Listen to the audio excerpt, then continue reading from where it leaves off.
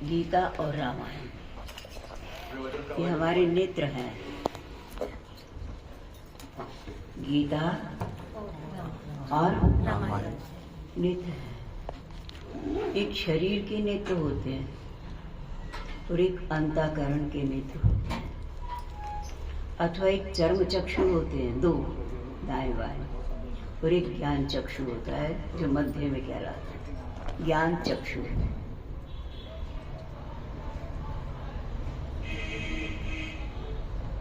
चर्म चक्षु हमें संसार तो दिखा सकता है, ये वस्तु है, ये किताब है, ये कपड़े हैं, ये हरा रंग है, ये पीला रंग है, ये फूल है, ये फल है, कौन दिखा देता है? चक्षु। परंतु ये खट्टा है या मीठा है, ये चर्म चक्षु नहीं बता सकते।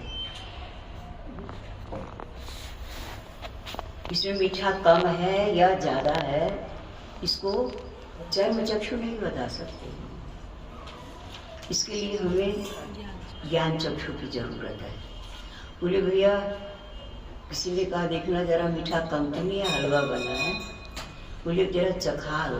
आंखों से तो वो देख रहा है, पर मीठा कम है ज्यादा है, सब्जी में नमक ज्यादा है कम है, ये आंखें नहीं बता सकती। चर्म चक्षु और ज्ञान चक्षु, ज्ञान नेत्र इसको कहते हैं, ज्ञान नेत्र, जिससे हमें अंतर के भावों का पता चलता है। वो क्या कहलाते हैं? ज्ञान चक्षु। जिसे संसार दिखाई दे रहा है, ये आम का पेड़ है, ये खरबूजे का है, ये संतरे का है, ये गुलाब का फूल है, ये गेंदे का फूल है, ये हमें आंखें दिखा देंगी। परंतु ये किसने बनाया, कहाँ रह के बनाया, किन औजारों से बनाया, ये सब कौन बताएगा? ज्ञान चक्षु। परीक्षा लेने को आपने माली से कह दिया कि भैया जैसा ये गुलाब का फूल बनाए ना, ऐसे थोड़े से फूल और बना दे। वो कहे देखो मैं बना नहीं सकता, मैं मटेरियल इकट्ठा कर सकता हूँ, भूमि तैयार कर सकता हूँ, भूमि में पौधा लगा सकता हूँ, कलम लगा सकता हूँ, सींच सकता हूँ उसको, परंतु मैं उसको बना नहीं सकता। तो किसने बनाया? बिना बने तो हुआ नहीं है, बनाने वाला तो कोई है। और जो चीज बनती है तो उसका बनाने वाला उसके पास होता है। जो चीज बनती है, जैसे रामायण पढ़ने तो रामायण को पास करना पड़ेगा ना, या आप रामायण के पास आओ या रामायण आपके पास। रसोई में कुछ बनाना है तो आप रसोई में जाओ, या रसोई का सामान बाहर जहाँ बैठे हो वहाँ मंगा के बना दो, कुछ तो करना पड़ेगा। कर्ता और मटेरियल पास पास होना चाहिए। तो फूल गुलाब का किसने खिलाया, रंग किसने भरा? भगवान ने भरा। माली ने जवाब दे दिए, आपकी बस की भी बात नहीं थी। और भी दो चार वैज्ञानिकों से पूछा आपने कि भैया आप बना दो, बोले नहीं हम ड्राइंग कर सकते हैं, बना नहीं सकते, है ना। तो इसलिए लावण्य था, मिट्टी में नहीं थी, पानी में नहीं थी, हवा में नहीं थी, धूप में नहीं थी, फिर भी फूल इतना कोमल, इतना सुंदर, हर पंखुड़ी एक रंग की है, हर पंखुड़ी एक डिजाइन की है, और पूरे फूल में एक जैसी महक है।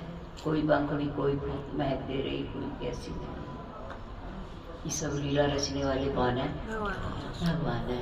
तो इससे हो जाता है कि भगवान तो सब जगह रहते ही हैं।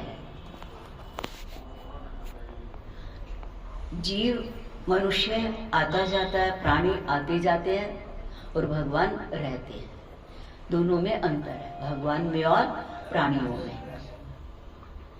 और वस्तु ना आती जाती है, उसको तो कोई उठा के ले जाएगा, बेच तो चली जाएगी, वो आती जाती भी नहीं है, भेजी जाती है, लाई जाती है या भेजी जाती है। तो बीच में कौन है? जीव। एक बिल्कुल जड़ है और एक जड़ और चेतन मिला जुला है। जड़ मैंने अविद्या, अज्ञानता भी है जीव में और ज्ञान भी है। ये मेरी मेज है, ये क्या है? ज्ञान है। ये कब बनाई थी, किसने बनाई थी? बोले इतना मुझे नहीं पता कब बनाई थी, किसने बनाई थी। ये अज्ञान है। जीव के अंदर ज्ञान भी होता और अज्ञान, और भगवान में ज्ञान ही ज्ञान है, ज्ञान स्वरूप है। भगवान तो ज्ञान स्वरूप है। इसीलिए सती को शंकर जी घूमने के लिए ले गए, अगस्त मुनि के यहाँ ले गए आश्रम में, क्योंकि वो रास्ता था वनों में आने का राम जी के। राम जी का वनवास हो चुका था, तो भगवान शंकर जी ने कहा चलो सती घूम आते हैं। ये नहीं बताया किस उद्देश्य, उनके मन में ये था प्रभु को रोते देखना है। लीला करते तो बहुत देखे, परंतु रोने की लीला करते कभी नहीं देखा।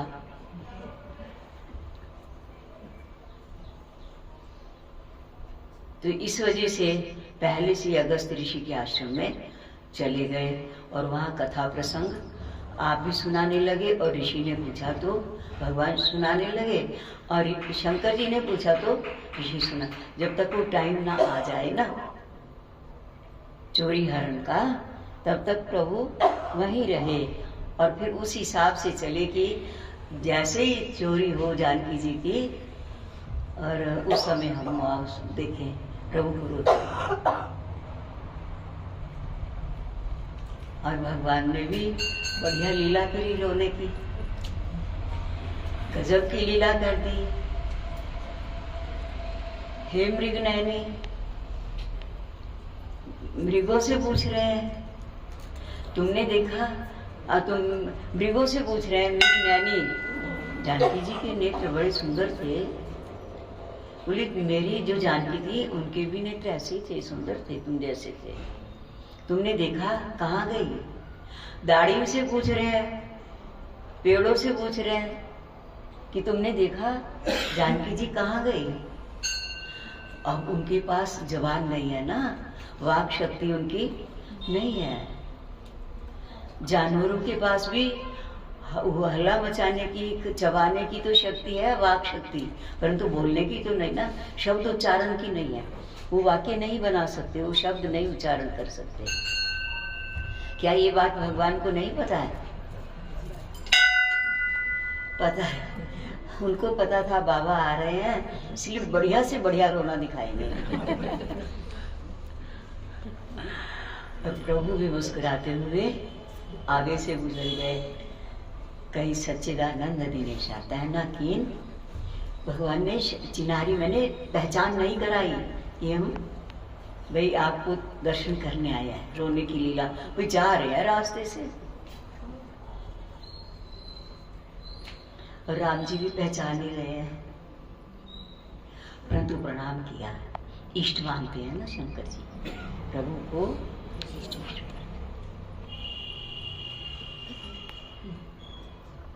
पहचान नहीं किया, प्रणाम किया। सती ने देखा, अरे सिर झुका, बाबा का सिर झुका। ऋषि मुनि देवता तो सब बाबा को सिर झुकाते हैं, और बाबा इनको सिर झुका रहे, ये क्या कहानी हो रही? और ये बनवासी लड़कों को, और वो भी जिनकी पत्नी हो गई, और जिनको ये भी पता नहीं कि पक्षी बताएंगे क्या, पेड़ पौधे बताएंगे क्या, कौन ले गया सीता जी को। ऐसे पागलों से जिनको बुद्धि ही नहीं है, इन ऐसों को प्रणाम कर दिया। बाबा भी बाबा है। बोले आपने इनको प्रणाम क्यों किया? बोले ये ब्रह्म है। भगवान ने शंकर जी को इशारा किया, प्रणाम किया जानबूझ के, मैं प्रणाम कर रहा हूं तो शायद ये भी कर देंगे, पर उसने तो नहीं किया ना।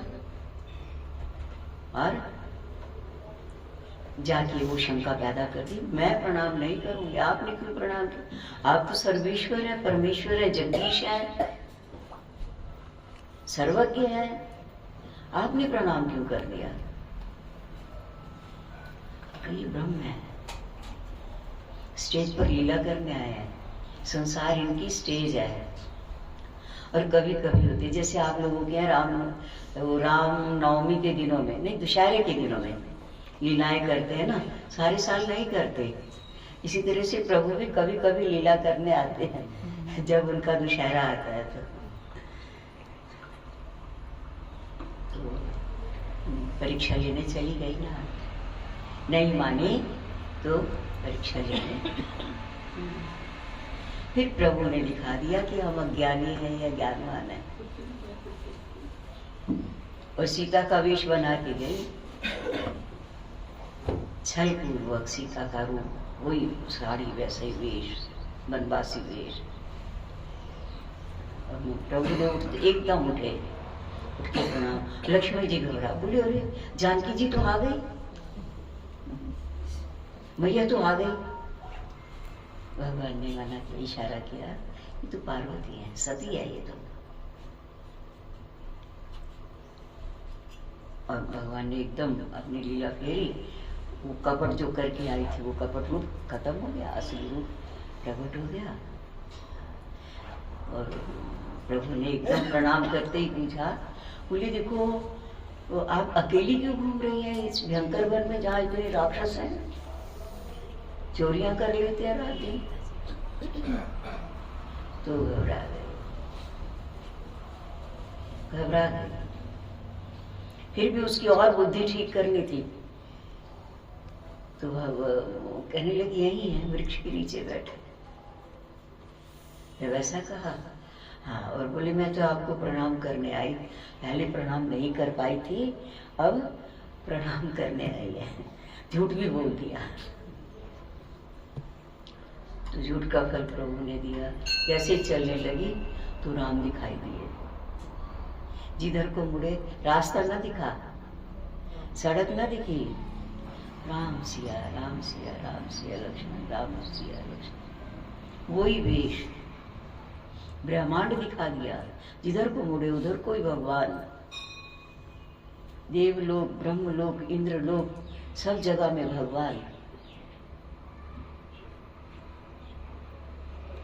ऊपर देखे नीचे देखे, घबरा गई।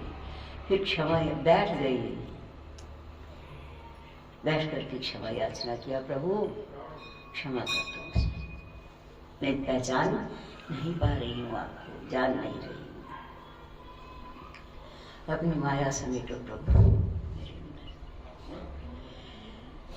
तो हमारा अभिप्राय कहने का, और फिर जाकर के फिर झूठ भी बोल दिया। क्या परीक्षा लेके आए, बाबा तो जान रहे थे सब कुछ। बोली कछु न परीक्षा दीन गोसाई कीन प्रणाम, तुम्हारी है जैसे आपने प्रणाम किया। बाबा समझ गए जब मेरे कहे से तो किया नहीं, अब जब चोट लगी तो प्रणाम करके आई है। तो मतलब हमारे कहने का प्रभु सर्वज्ञ है, प्रभु कहीं भी है। प्रभु को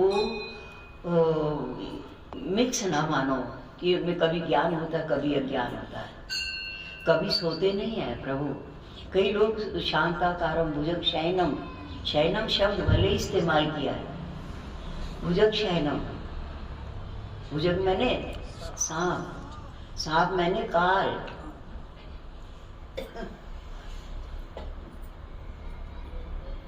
सांप निकल आए, लोग नाम नहीं लेते, तो बोली काल, काल निकल आए, काल, काल मैंने समय।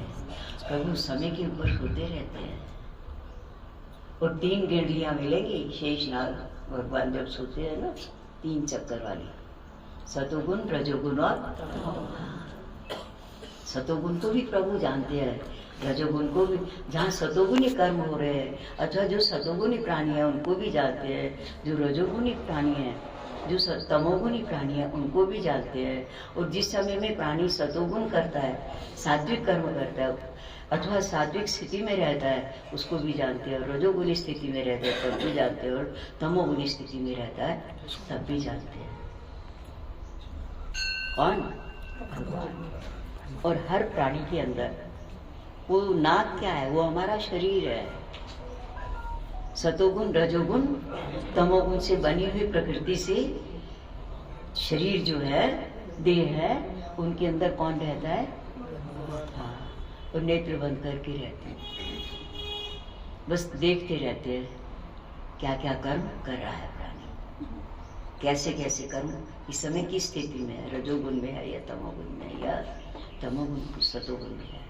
फिर भी प्रभु ने एक रास्ता बता दिया, निकाल दिया हम लोगों के लिए। निद्रा को तमोगुण में लिया गया, निद्रा आलस्य प्रमाद, पर फिर भी कहा निद्रा जरूरी है। मल का त्याग तमोगुण है, फिर भी जरूरी है। तमोगुण, सारा तमोगुण त्याज्य नहीं है, त्रिगुणमयी माया है ना। जैसे भगवान ने स्वयं ही फल बनाए, तमोगुण क्या है? छिलका। गूदा क्या है?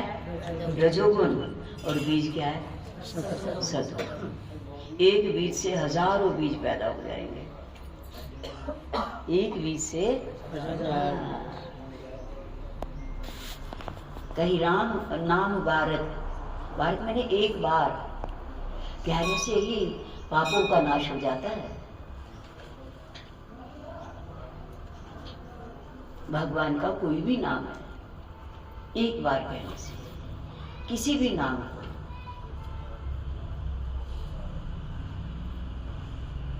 पाप क्षीण हो जाते हैं, सद्बुद्धि पैदा हो जाती है। अब हम ऐसा नहीं करेंगे, ऐसी भावनाएं जागृत होती है। पर फिर भी अगर मान लिया मन बलवान है, बुद्धि कमजोर है, तो क्या करें? बुद्धि प्रभु के अर्पण कर दें। शरीर में, शरीर जो है वो तमोगुण है, और मन इंद्रियां क्या है? रजोगुण। मन और इंद्रियां रजोगुण है, जो विषयों को पकड़ती है और समझो उनको लिए लालायित होती हैं या त्याग देती हैं। और बुद्धि क्या है? बुद्धि हमारी जैसी होगी, सतोगुणी होगी तो यश कर देगी, और रजोगुणी होगी तो भी यश कर देगी, और तमोगुणी होगी तो त्याग देगी। जैसे मान लिया किसी की वस्तु है, गिरी पड़ी है, उसने उठाई नहीं है, वो ले नहीं जा रहा है, आपको उठा लो, उसको क्या पता हमने उठा लिया। ये क्या है? तमोगुण। और के भाई मांग लेंगे, मेरे पास है भी नहीं है, मांग लेंगे और वो दे देगा, मान लो, वो क्या है? रजोगुण। और बोले खरीद लेंगे, मेहनत करेंगे, पैसा कमाएंगे, फिर खरीद लेंगे, ये क्या है? सतोगुण। क्यों मांगे? क्या है? सतोगुण। तो तीनों गुण रहते हैं जीवात्मा में, मन में। इसलिए कहा रजस तमस चाभिभूय सत्वम भवति भारत, रजसत्वम तमश्चैव तमसत्वम रजस्तथा। रजस तमस चाभिभूय, तमोगुण क्या देता है? दुख। तमोगुण क्या देता है? दुख। मैंने गलत कामों के फल क्या होते हैं? हाँ, आज नहीं तो कल, कल नहीं तो परसों, उसका दुख, परिणाम दुख ही होगा। और रजोगुण का फल वर्तमान का सुख है बस। रजोगुण का फल, केवल रजोगुण का फल वर्तमान में सुख है। बढ़िया स्वादिष्ट भोजन है, कितनी देर सुख मिलेगा उसका? तो जब तक वो जीवा पे रहेगा, बनाने में, पीसने में तो अपनी कुटाई पिटाई हो जाती है। जब तक जीवा पर रहेगा, हाथ में रहेगा तो भी स्वाद, तो ये मन को तसल्ली हो गई कि अब हम खाने जा रहे हैं खाना, तो जीभ पे कितनी देर रखेंगे, और फिर ललचा के चला जाएगा। अगर हमारे मनपसंद का आनंद उसमें मिला, फिर कभी ना कभी मन करेगा, फिर इसको बनवाएंगे, फिर मंगाएंगे, फिर वहीं से खाएंगे, न तरसा के चले, इसको ऐसा कह सकते हैं। रजोगुण वर्तमान में तो सुख देता है। अब जैसे मान लिया वर्तमान में बढ़िया बहुत सुंदर कपड़े आभूषण पहन रहे हैं, तो कितनी देर अच्छे लगेंगे? जब तक विवाह शादी में खड़े हो ना, रिश्तेदारियों में खड़े हो, तब तक तो अच्छे लगते हैं। घर जाके पहले, सबसे पहले कपड़े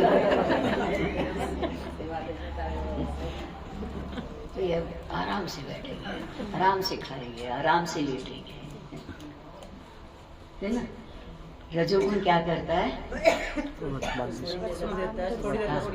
क्षणिक सुख है रजोगुण, वस्तु में सुख है, ये बात नहीं कि नहीं, परंतु क्षणिक सुख है। और सतोगुण सदैव सुखी सुख है, वर्तमान भी सुखद है। जैसे मान लिया दाल फुल्का ही बनाना है और एक सब्जी बना लेंगे, बनाने में भी कोई घिसाई पिटाई नहीं करनी पड़ी है किसी की, है। और खाने में भी कम बर्तन इस्तेमाल होंगे, बनाने में भी कम होंगे, टाइम भी कम लगेगा और खाने में फटाफट खा लोगे, अच्छा लगेगा। वो तो जैसा मन को मना लो वैसा मन हो जाता है, और फिर रिजल्ट कैसा होगा? बढ़िया। किसी का 6 महीने भी वो दाल फुल्का खाता रहे तो गला खराब नहीं होता, पेट खराब नहीं होता, बीमारियां नहीं होती। और मिठाइयाँ 6 दिन भी खाता रहे, शादी में जाना पड़ जाए प्रोग्रामों पर, गले खराब है। तो इसलिए हमें क्या करना है? सतोगुण के आश्रित। सतोगुण 2 काम करेगा, हमारे जीवन में तो शांति लाएगा, और दूसरा हमारे अंतःकरण को निर्मल कर देगा।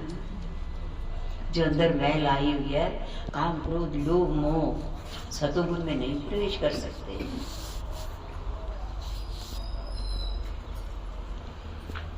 तीसरी बात, जब मान लिया पिछले जन्मों के कर्मानुसार अगर दुख आया भी हुआ है और वो भोगना ही है, तो उसके लिए, उसको दूर करने के लिए किसको बढ़ाओगे? जैसे कपड़ा मैला हो गया, चादर वगैरह, कुर्ता वगैरह, तो उसको हटाने के लिए क्या करोगे? खूब साबुन, रगड़ा पट्टी, साबुन, सरफ, जो भी कुछ गर्म पानी वगैरह, है ना। इसी तरह से अगर दुख आया, दुख रूपी मैल आई हुई है, रुला रही है, हमें परेशान कर रही है, तो उसको रजस्तमस चावी भूले सत्वम भवति भारत। सतोगुण किससे बढ़ता है? रजस तमस, 2 को दबाने से। 2 को कम कर दो तो कौन बढ़ जाएगा? सतोगुण, है ना। और रजोगुण किससे बढ़ेगा? तमो को और सतो को दबा दोगे तो रजोगुण बढ़ जाएगा। जैसे मान लिया काम करना, उठना है, नींद को छोड़ो भाई, तमोगुण को दबा दिया, जाइए हटाओ, काम का समय, सूर्य नारायण आ गए हैं। अच्छा, मान लिया बच्चों को स्कूल जाना है, पति को ऑफिस जाना है, तो पहले काम कर लेते, फिर आराम से शांति से पूजा करेंगे। लेट उठे हैं तो, या पहले जल्दी उठ जाएं, पहले पूजा करिए फिर काम करिए।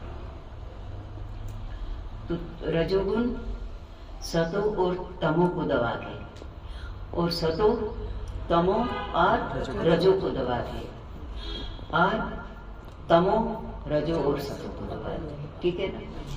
एक समय में एक गुण रहता है, 2 दब जाते हैं। तो हमें करना क्या है? जब कभी किसी भी पिछले जन्म के या आज से पिछले समय के कोई दुष्कर्म हो गए और उसका फल तुरंत मिल रहा है, कौन कर्म कब फल देगा ये कोई जरूरी नहीं है। ये इसका परिणाम तो प्रभु को पता है, समय का। छोटे छोटे पौधे जल्दी से 1 महीने में ही फूलों के पौधे उगने शुरू हो जाते हैं, धनिया उग जाता है, पुदीना उग जाता है, टमाटर उग जाते हैं, वाली बात है। 6 महीने में फसलें तैयार हो जाती है, गेहूँ चना वगैरह। परंतु पपीते वगैरह को 1 साल लग जाता है, सेब वगैरह को 5 साल लग जाते हैं पौधे को बड़ा होने में। तो इसलिए कौन सा कर्म कब फल देगा, किस जन्म में, शरीर की किस आयु में फल देगा, कहाँ देगा, कैसे देगा, ये कुछ उसकी लीला बस वो ही जान सकता है। तो हमें करना क्या है? जब कभी भी दुख की घड़ी आ जाए, परीक्षा की घड़ी, अपनी या अपनों की,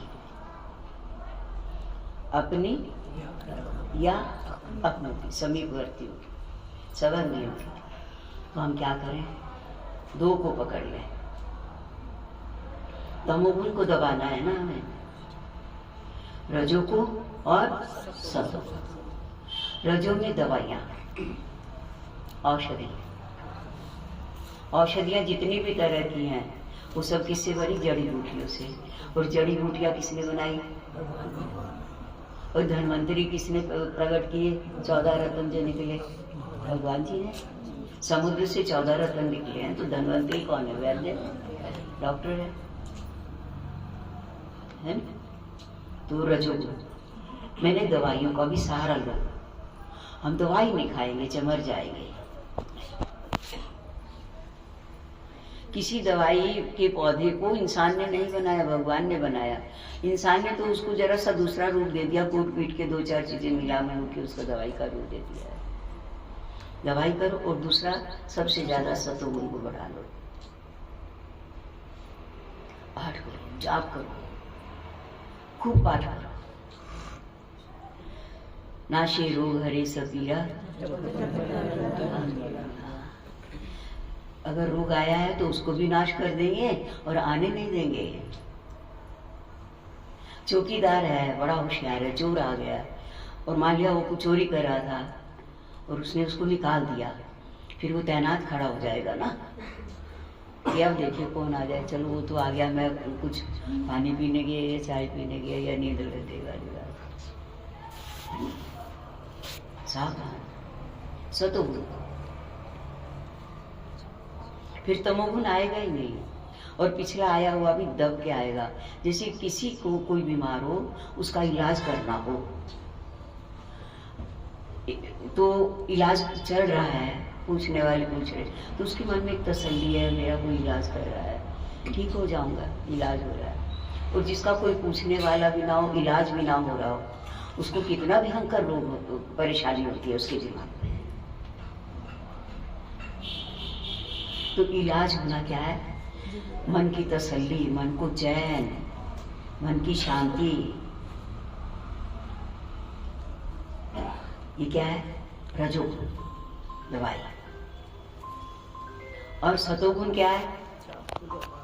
पूजा का। खुद भी करो, सोच लो, ब्राह्मणों से कराओ, पैसे दे के कराओ। डॉक्टर को फीस दे के ही तो दवाई लाते हो, उसमें भी तो पैसा खर्च हो रहा है। तो जो सतोगुण में खर्च होगा वो आपका पुण्य भी बन जाएगा, दुख से भी छुड़ा देगा। और पुण्य बन गया, वो बीज बन गया। सतोगुण सुख को पैदा कर, सत्वम सुखी संजयति। हर तरह से लाभ ही लाभ है। सतोगुण में तो वर्तमान में भी लाभ है और भविष्य में भी लाभ है। तो हम अपने सतोगुण को बढ़ा के रखें। जैसे सर्दियों में आजकल शाल स्वेटर पहन के रखते हैं सर्दी से बचने के लिए। अब बोलो कहाँ जाना है? तैयार खड़े हैं, तैयार हैं, कपड़े पहन रखे हैं, क्या डर है? डर तो उनको है ना जिनके कपड़े कम है। इसलिए फिर तमोगुण भी डरेगा आपसे, डरेगा। मैंने दुष्कर्मों का फल, कुछ तो जैसे कपड़े पर मिट्टी लग गई ना, उसको झाड़ दिया, जड़ गई, बात बताओ। झाड़ दो भी जरा सा, हो गया काम। झाड़ने की तरह आएगा भी सही तो कीचड़ बन के नहीं आएगा, हवा जैसे रेता वगैरह बन के आएगा, कीचड़ नहीं बनेगा। तो पिछले जन्मों के कर्म, अनेक जन्मों के किए दुष्कर्म भजन से, पूजा पाठ से, नाम जप से, अर्चना वंदना से कट जाते। इसलिए काटते रहो, बढ़ाते रहो अपने भजन को। रसरी आवत जाते सिल पर भरत। हाँ, सिल के ऊपर भी निशान पड़ जाते हैं। हमारा अंतःकरण इतना मैला तो नहीं है। हमारे पिछले जन्मों के या पिछले समय के किए हुए कर्म, चाहे जानबूझ के किए या अनजाने में किए, क्षमा तो हो सकते हैं ना, कि नहीं हो सकते? क्षमा हो सकते हैं और सहज में कट जाते। तो दुख सुख की घड़ियों को कैसे काटना है? सतोगुण और रजोगुण का सहारा लेना। घबराना नहीं है, हल्ला नहीं मचाना। आ जाएंगे प्रभु रास्ता बताने। इसलिए सुंदर सुजान कृपा निधान, अनाथ पर कर प्रीति। अनाथ मैंने जिसका कोई भी नहीं होता है, उसको भी प्रभु सनाथ कर देते हैं, बचा लेते हैं।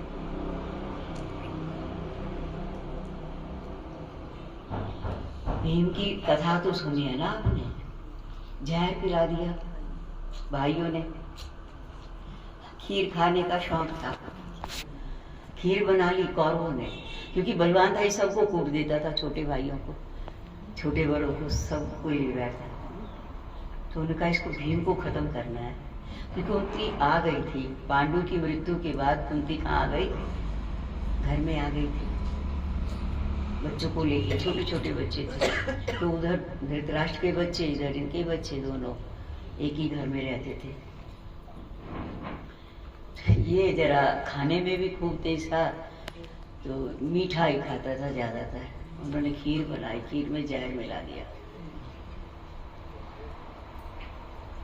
और मिला करके, अभी भैया रसोई में तो खीर बनी है। बोले अच्छा चलो फिर चलते। और आ गए, और आके बोले पहले तुम खा लो,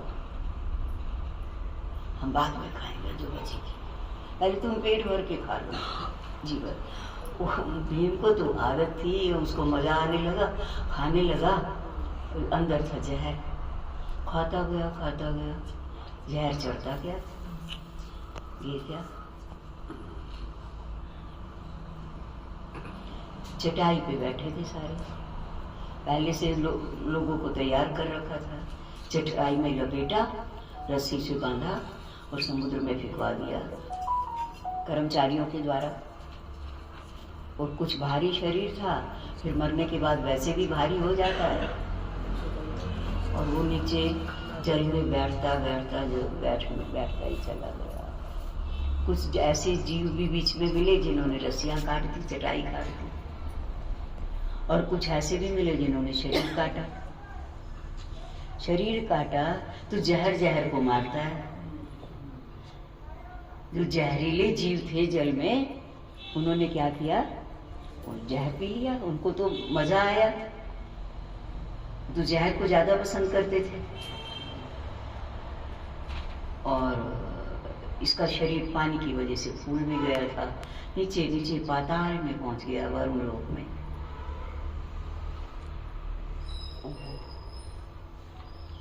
वहाँ वरुण देवता और गंगा मैया बैठी थी। गंगा के पति कौन है? वरुण देवता है। सिंहासन पर बैठे थे, दूध लाए, बोले मानव आ गया, मानव का बच्चा आ गया। बोले यहाँ कैसे आ गया? लाओ हमारे पास लाओ। देखा, बोले बेटा तुम यहाँ कैसे आए, कहाँ से आए, कैसे आए और क्यों आए, किस लिए आए, कैसे आ गए? बोले मैं किसके पुत्र हो? उन्होंने कहा मैं गंगा का पोता हूँ, भीष्म पितामह मेरे दादा रहे हैं, और मैं पांडु का पुत्र हूँ, कुंती मेरी माँ का नाम है। गंगा ने लेके छाती से लगा लिया, मेरा पोता आया है। गोदी में ले लिया दोनों ने, वरुण ने भी। और पर अंग सारे स्थिर हो गए थे, जल जीवों ने काट काट के जख्मी कर रखा था। बोले बेटा घबराओ नहीं, ये जो होते हैं इनके पास अमृत कलश होते हैं, अमृत रखा होता है, प्याला निकाला, वो अमृत का भरा, ये पियो, ठीक हो जाओगे। एक पियो, जरा जान आई। बोले और पियोगे? बोले 2 पिए। बोले और पियोगे? अब भूख खाने की तो थी, स्वभाव तो बदला नहीं था। 3 पिए, 4 पी लिए और पचा गए और बिल्कुल निरोग हो गए। बोले बेटा जानते हो इसकी कितनी ताकत है, अब हाथियों भी तुम्हारे ऊपर हमला करना है तो उसको ऐसा फेंक दोगे कि वो वापस नहीं लौट के आएगा, अंतरिक्ष से ऊपर चला जाएगा द्यूलोक में। और अब उन्होंने फिर अपना जो वहाँ का विमान था जो जल में चलता था, दूतों को कहा इनको किनारे तक पहुंचा के आओ, वहां तड़प रही होगी कुंती बहू, दुखी हो रही। और भीम दौड़े दौड़े आए, आके की कहा माँ लिपट गया, रोने लगा। सब रो रहे थे, ढूंढ रहे थे कहाँ गया भीम, कहाँ गया। सवेरे खेलने निकला था, अभी तक घर नहीं पहुंचा है, कहाँ चला गया। परेशान थे वो लोग, चुप थे, उनके साथ रोने का ढोंग तो रच रहे थे, बता नहीं रहे थे कि वो तो आएगा ही नहीं, समझो उनका तो कहना ही था। और जब भीम आया और एकदम दौड़ता हुआ माँ के पास, सब वो लोग देखते रह गए। और भगवान ने ऐसी कृपा की, कुंती ने पूछा बेटा कहाँ गए थे, क्या हुआ था तुझे। उसने कहा माँ किसी को ना बताना, हमें अपना समय पास करना है भाइयों के साथ रह करके, और नहीं तो भीष्म पितामह वगैरह हमारे दादा और ये सब इनको बहुत दंडित करेंगे, दुर्योधन और दुशासन से। इनको ना, कुंती ने पी लिया उस जहर को, चुप करके पी लिया कि मुझे अपना बच्चों को पालना है, समय पास करना है। तो आज पांडवों की हम लोग गीत गाते हैं, लीलाएं गाते हैं, जाके रक्षक आप है ताकि भक्षक कौन हो। तो इसलिए घबराना नहीं है, कोई हमारा कुछ नहीं बिगाड़ सकता। मेरे ऐमाल अच्छे हैं, खुदा से मैं नहीं डरता, बस कर्म अच्छे करने, दुष्कर्म से बच के रहना। लाक्षागृह में अब बताइए जीवित निकल गए, है ना, कोई किसी को मार नहीं सकता। और अगर किसी ने मारा है तो समझ लो उसने कभी किसी जन्म में उसको मारा होगा, चाहे वो सांप है, चाहे बिच्छू है, चाहे मनुष्य है, चाहे चोर है, चाहे डाकू है, कुछ भी बन करके बदला लेने के लिए कर्म का भुगतान। और हमें कोई, हम किसी को ना कुछ दंडित करें, हम किसी को दंडित ना करें, प्रभु करेंगे। तो हमें अपने सतोगुण को तो बढ़ाना ही है। सात्विक वस्त्र, सत्पुरुषों की संगति, सत्शास्त्रों का अध्ययन और सात्विक भोजन। सात्विक भोजन, सात्विक वस्त्र, सत्पुरुषों की संगति और सत्शास्त्रों का अध्ययन, ये चार चीजें पकड़ के रखो, बढ़िया जीवन दौड़ते हुए। रास्ता मिला है पक्का, हम दौड़ते चलेंगे। हम तो हमारी मस्ती में झूमते चलेंगे, हम तो हमारी मस्ती में झूमते